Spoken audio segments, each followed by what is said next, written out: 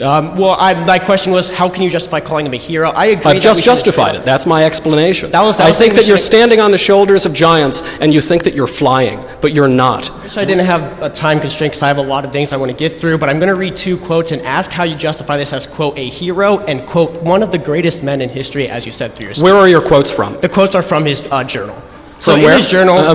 His journal. From the Journal of Christopher Columbus? Yes. Okay. In his journal, he says, quote, "Let us in the name of the Holy Trinity go on sending all the slaves that can be sold."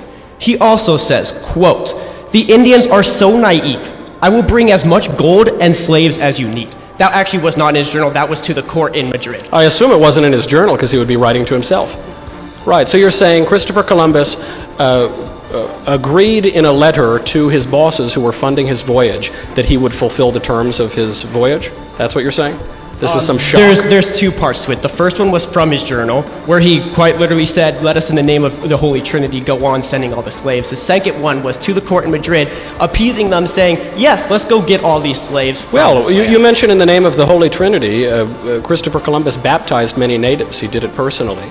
And he obviously was bringing the faith to the New World. You're at a Catholic university. If you believe that the faith is true and good and beautiful, as I do, as all Christians ought to do, then that's a wonderful thing to spread the gospel to people who have never heard it before. I think you misheard the quote. The last part of the quote I don't think I misheard the quote, but you can repeat it if you like. In the name of the Holy Trinity, what should we do in that name? Go on sending all the slaves that can be sold. So he sent slaves to the New World. That is true. Or back to Spain. That is true. That was part of the deal. And if you listen to my lecture, I'm not sure. I heard your question, but I'm not sure you heard my lecture.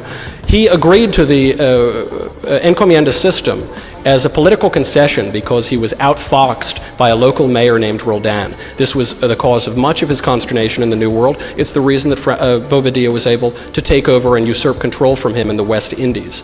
This is a political reality.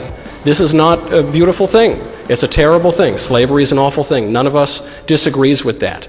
But for us now, as people who have benefited, all people of the whole world who have benefited from the greatest country, the most profitable, the most charitable, the most equitable, the most just, the one that allows you to stand there and ask me that question, for us to spit on that man who made all of it possible because he made some moral concessions in order to take the most ambitious voyage at that time in the history of man is so bizarrely ungrateful. It is so ignorant of historical and political realities as to be naive and sophomoric.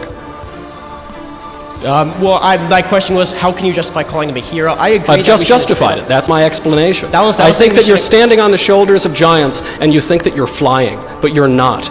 We are dwarfs standing on the shoulders of that great man, and we spit down on him in our ingratitude. How pathetic.